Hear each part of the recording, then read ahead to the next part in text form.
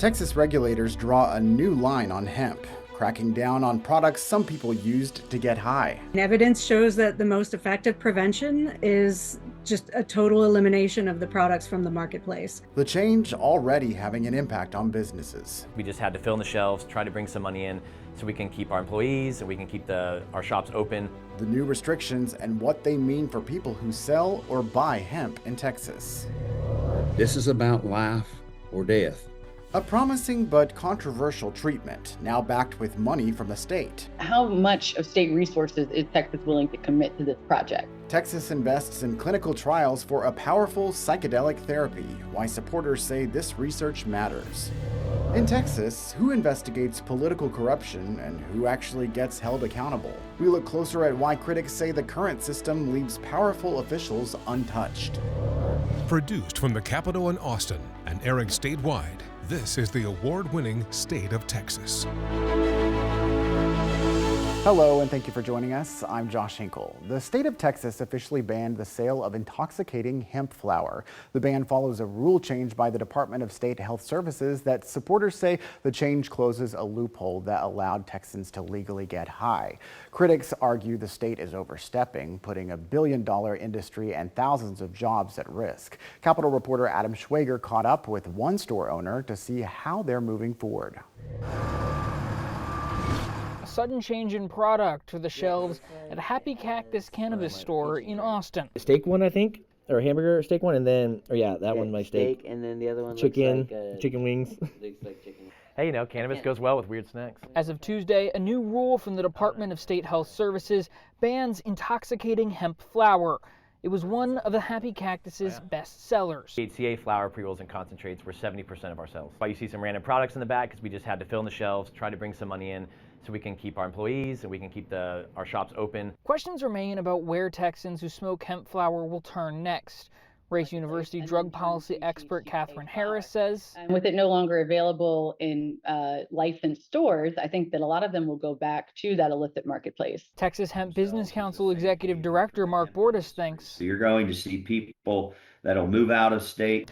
Or Texans could buy one of these as hemp-derived intoxicating drinks and edibles remain legal. It's why some anti-hemp advocates feel this doesn't go far enough. Evidence shows that the most effective prevention is just a total elimination of the products from the marketplace. In the wake of the ban, Happy Cactus turning to those legal products, snacks, and to the courts. We're currently working with the Texas Hemp Business Council and their attorneys to review the rules and to hopefully find some area for litigation. Yeah, that one.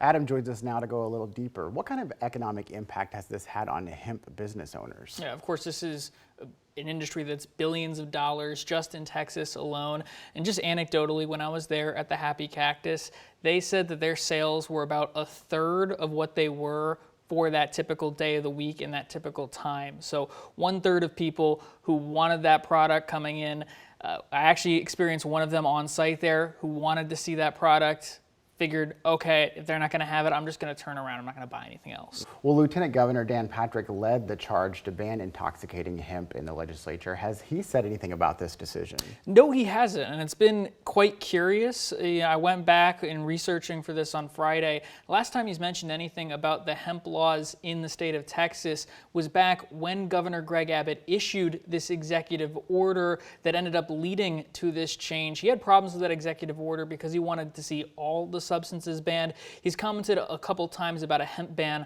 on the federal level since then, but he's been incredibly quiet about this issue, hasn't posted about it since November, and we've reached out to him every single time as these things have developed. Yeah, it's been a long battle for hemp, so what's next?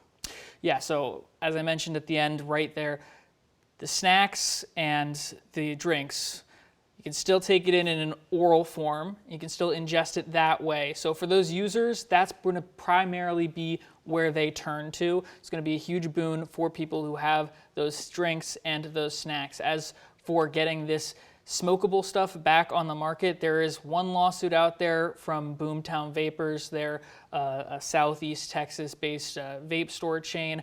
I briefly talked over email with the lawyer/owner who filed that lawsuit. We're also looking at the Texas Hemp Business Council, looking at some lawsuits of their own. They're going to try to allege that this action couldn't have been taken by DSHS, but had to have been taken by the legislature. All right, Capitol correspondent Adam Schwager, thanks for being with us. Thanks for having me. A state-funded program to research the medical benefits of a psychedelic drug hit an obstacle this week. We're talking about ibogaine, a plant-based drug that has shown benefits in treating PTSD and opioid addiction. Capitol reporter Dylan McKim explores why the research plan hit a wall and what could happen next. The state of Texas allocated $50 million to fund clinical trials for ibogaine. The psychedelic is not federally legal in the United States, but multiple Texas veterans reported traveling to Mexico to take the drug and experienced positive impacts. I took that medication. I laid down that night. I woke up the next morning. I had no appetite for opioids. I had no appetite for alcohol. I chewed Copenhagen. I had no appetite for that. The ultimate goal is to gain FDA approval for a medication that could be used in the United States. Multiple Texas universities will conduct a 2-year research trial on patients suffering from addiction, traumatic brain injuries, and other behavioral health conditions. The hope was the universities would work alongside drug companies, but the Texas Health and Human Services Commission reported 0 companies met the requirements to receive state funding. Lieutenant Governor Dan Patrick said the state will move forward with fully funding the entire program, a decision celebrated by ibogaine advocate Brian Hubbard. This is about life or death, and the Texas commitment reflects the seriousness of the cause that we are here to see through to the end. One drug policy expert believes it could cost the state more than $100 million to go through the FDA process. So that's another open question here, is how much of state resources is Texas willing to commit to this project? The Texas Health and Human Services Commission is responsible for overseeing the program. We asked the commission about the next steps and are waiting to hear back. Dylan McKim, State of Texas. A decade after lawmakers overhauled how the state handles public corruption cases, what changed and what didn't? We revisit our investigation into a system many say falls short when it comes to accountability. I think the intention is to reduce consumption of products that, when you consume them in excess, can be bad for health. And so I think that's obviously a worthy goal. SNAP benefits now come with new limits. It's affecting how those benefits are used, what policymakers say the updates are meant to accomplish. Emergency alerts went out across Texas, and the test reached millions. But what happens next? We dig into how officials evaluate what went right and what didn't.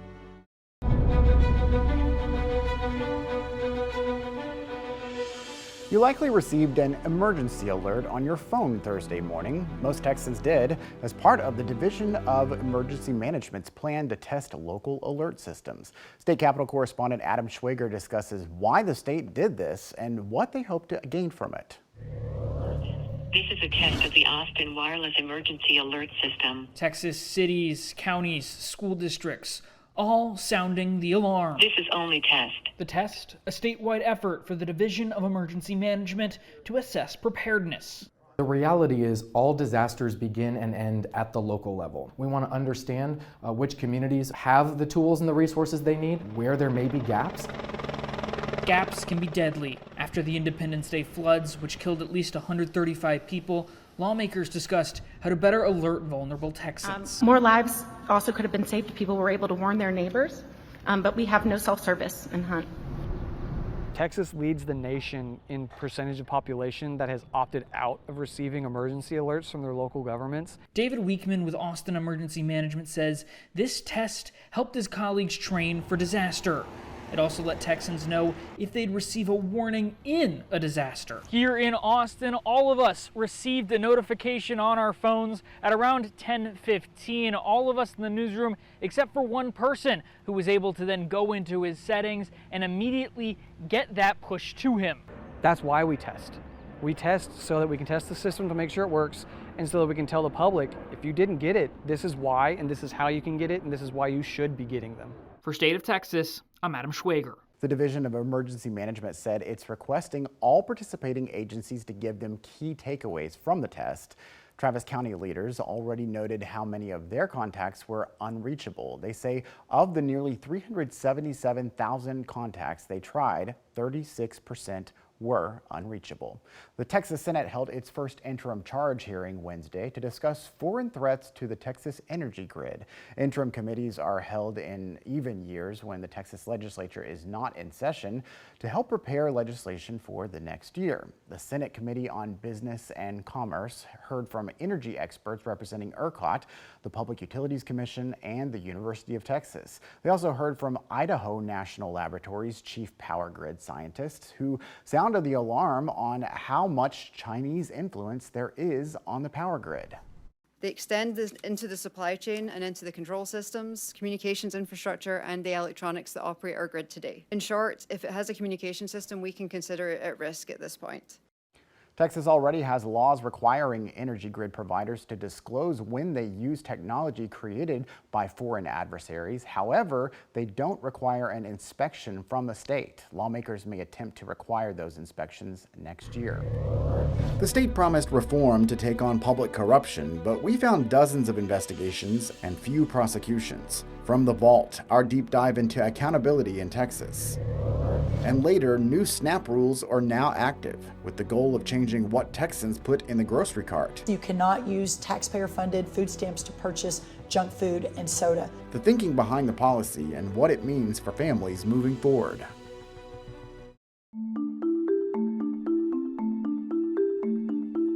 For decades, public corruption cases against state officials were investigated and prosecuted in Texas's capital city. But in 2015, after a dust-up at the highest levels of state government, lawmakers instead moved those responsibilities to the Texas Rangers and local prosecutors. An analysis of those cases from over a 5-year period revealed few were prosecuted, and most Ranger investigations focused on lower-level officials. In a From the Vault edition of Inside the Investigation, investigators explore our original reporting and updates to a system critics claim does little to hold your elected leaders accountable. So today we're talking about a project that we launched back in 2021 called Justice for Some. It had a lot to do with Texas Rangers. Appropriately, we have the Ranger statue here behind us out in front of the Capitol. I think a lot of people think about Texas Rangers and they think about this guy because it's kind of nostalgic. The Texas Rangers, law and order, justice, that type of thing in Texas. But there's a lot more that the Texas Rangers do, and particularly this project dealt with public corruption and that type of thing. So what did we discover in the data when we started diving into this investigation? Yeah, so I think first I'll say this was a great partnership with the Texas Observer, and Lisa Olson with the Texas Observer did a great job partnering with us and did a lot of the legwork and helped us quite a bit. So this all goes back to the Travis County Public Integrity Unit. And to give you a little history, the way that it used to be was that Public Integrity Unit was intended to prosecute cases, big cases of corruption in the state, including politicians. And it was housed in the Travis County District Attorney's Office. And Austin and Travis County lean Democratic. The state as a whole leans Republican. And so that created some friction with state lawmakers. In 2015, after the former governor Rick Perry was prosecuted, the state decided to overhaul the whole system, remove the Public Integrity Unit from Travis County, disperse that authority out to counties wherever a crime had occurred. The local prosecutors would handle it, and so that's what we were looking into. The issue that we found, along with Lisa Olson, was that these concerns of what they called home cooking, which is cases being handled in a friendly county where a crime occurred, maybe a public official in that county is well, ingrained in the culture and among all the politicians and lawmakers and judges there, that they would get favorable treatment. That was the concern. And so what we found was that there were dozens of investigations and very few prosecutions. Yeah, and we found that in Central Texas there were several cases. We highlighted them throughout the digital article, but the one that we focused on in the video story was a case about a Bastrop County commissioner that was named Bubba Snowden. And we looked into his case because he was flagged in the data, and he had been arrested, or rather indicted in 2015 for some misuse of public funds. There were 3 different charges. Eventually, 2 of them were dropped. The case was given over by the local DA there to the Attorney General's office because under the law they have the option to do that. And that was one of perhaps the criticism that we were hearing, is that when it goes to a different place, like to a state prosecutor, it gets a different kind of treatment. What ended up happening in Bubba Snowden's case was that the 2 charges were dropped, and then the other charge he paid a small fine, and I think he spent a day in jail. As I mentioned, there were several other big cases here in Central Texas and throughout the state. What were some of the other ones we highlighted? Yeah, I'll mention one, Todd Smith, who worked nearby here. He was the political consultant for our agriculture commissioner, Sid Miller, and he got into trouble several years ago because he got charged with theft. He was accused of essentially selling hemp licenses or taking in an exorbitant fee for hemp licenses, which are run out of the agriculture commissioner's office. That case was handled, and he did plead guilty to commercial bribery.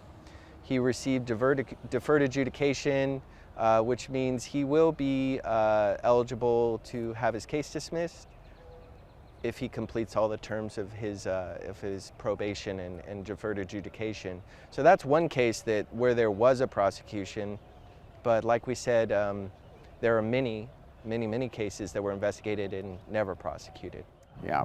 So now that we have come, several years past that, I think people might be wondering what's different. There were some thoughts about changing the system, changing the law. Those never really went anywhere in the legislature or with the advocates who were hoping to get some type of change with the system. Talk to me about that. Yeah, so one of the experts we talked to, Craig McDonald, who used to head Texans for Public Justice, I think I'm getting that name right, his suggestion was to create a sort of an independent, nonpartisan public integrity unit that wouldn't be housed inside of Travis County's district attorney's office, that would be less susceptible to these sorts of concerns from statewide politicians that there was unfairness in the office. He, at the time, said, we're in a very partisan atmosphere in Texas. It would be tough to make this sort of thing happen, but he thought that was one of the best avenues forward that he could think of. As you can imagine, here we are 6 years later or 5 years later, and that has not happened. So the suggestion that he had and the changes that were suggested at that time, really we haven't seen any movement on those. I'm not sure there's much political will or momentum behind any of them right now either. Maybe someone here at the Capitol will be watching this story. It will spark them to think about maybe let's reevaluate the system, but we shall see. You can see more of our coverage online now. We have links to our original reporting as well as my full conversation with investigator David Barrere. You can find it now in this week's State of Texas story. New SNAP rules are now in place across Texas. We break down what's different and why the changes aim to reshape how many Texans fill their grocery cart.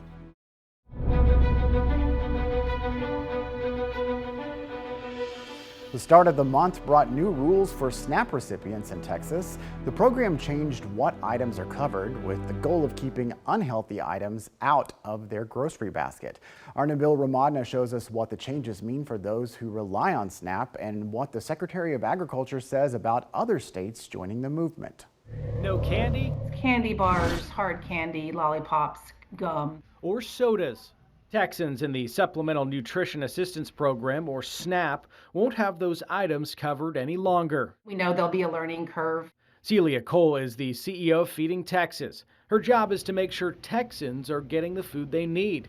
And now she's also helping to educate SNAP recipients about the latest changes. Definitely, I think, a component of the Make America Healthy Again initiative or movement. I think the intention is to reduce consumption of products that when you consume them in excess can be bad for health. And so I think that's obviously a worthy goal. SNAP is federally funded, but it is operated and managed by state agencies. Governor Abbott joined several other state leaders in the push to remove candy and sugary drinks from SNAP benefits. He said this is to ensure taxpayer dollars are used for food with nutritional value. U.S. Secretary of Agriculture Brooke Rollins recently spoke about the changes. So when I got here and I looked around and said, why in the world are all 50 states allowing junk food and sodas to be purchased with taxpayer dollars on the front end and the back end, the health issues? She says more states are looking to make the move. We've got more waivers coming in, hopefully another dozen or so very soon, but we've already approved 20. And yeah, so in those 20 states, you cannot use taxpayer-funded food stamps to purchase junk food and soda. Nabil Ramadna, State of Texas. The new rules specifically ban sweetened drinks that contain 5 grams or more of added sugar or artificial sweetener. For perspective, a 20-ounce bottle of Gatorade has more than 30 grams of added sugar. But there are nuances. Guidelines on the state's Health and Human Services website do allow what they call medical-grade electrolyte drinks, think Pedialyte. The rules also allow drinks using natural sweeteners like stevia and monk fruit, and drinks that contain milk or milk products are allowed under the rules. Thank you again for joining us for State of Texas. I'm Josh Hinkle. We'll be back next week to bring you an in-depth look at Texas politics.